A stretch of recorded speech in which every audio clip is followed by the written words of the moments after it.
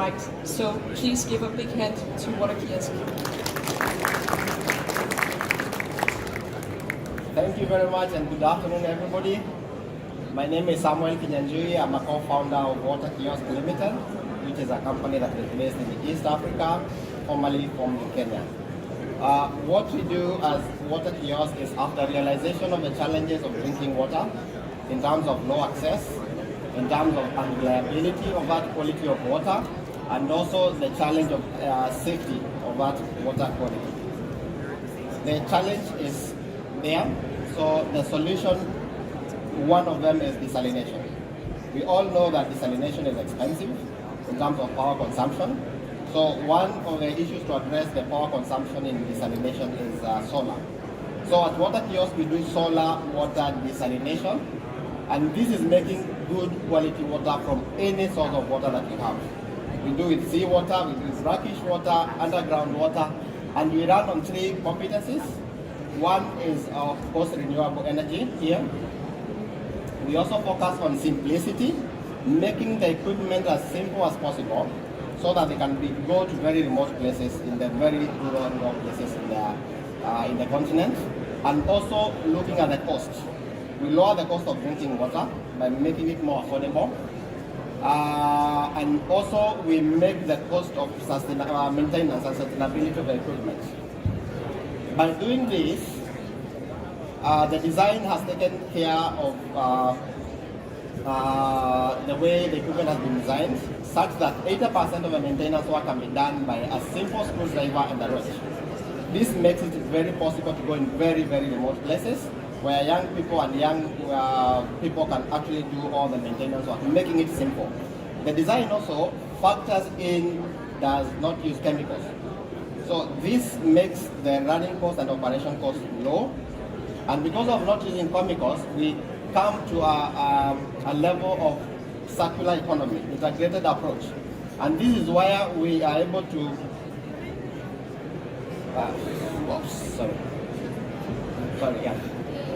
This is why we are able to make use of all the available water. Once you get the drinking water as a main product, the byproduct that will have otherwise going to the drain is used for irrigation, for fish farming, and for sanitation.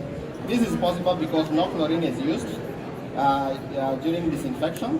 We make use of ozone and also UV. So it makes it more circular and improves actually the project viability and commercial aspect of that project. So we've been able to go to very remote places. We talked about having the installation in villages, borehole, water kiosk, and then vertical farm and fish farm. As we do that, we also do remote monitoring so that we are able to access the quality of water and the amount of water in any particular village, however remote it is. And this we are able to support the villages from a central place in Nairobi. This shows some of the places that we've been able to do the installations in very remote places along the coast and also in the interior of the country. Apart from that, we also focus on the carbon trading. We've been able to register some projects on this, and this shows that one kiosk is able to replace more than 300 tons of carbon per year. This is assembly hall in Nairobi, and what we are looking for is to expand and increase this into other places of the continent. We've been able to prove the concept, we've been able to try the technology.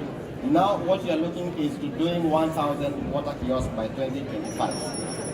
Thank you very much. Please give a big hand to Samuel, WaterKiosk. Floor is open for questions, comments. Thank you very much. Nice presentation.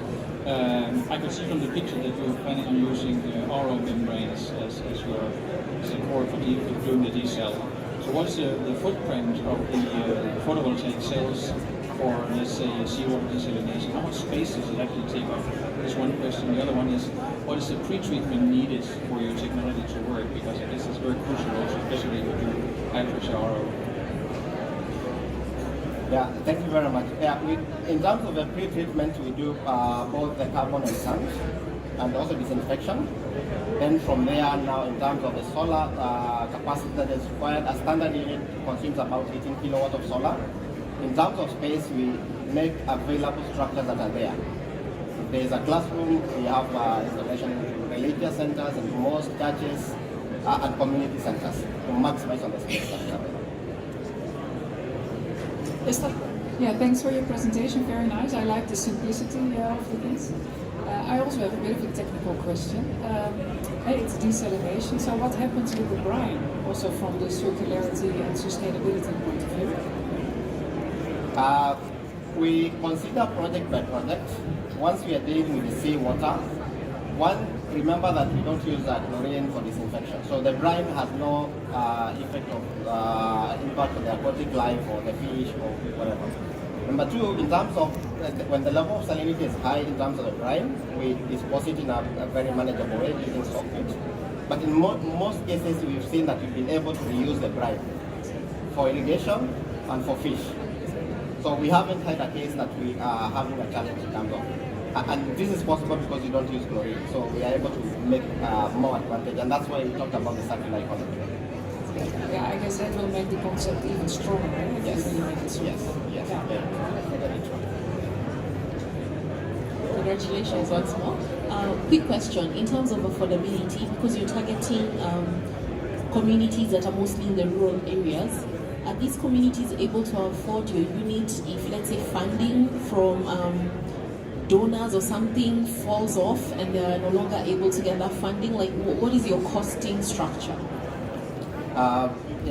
One of the biggest challenges in terms of the treatment is actually the sustainability of it.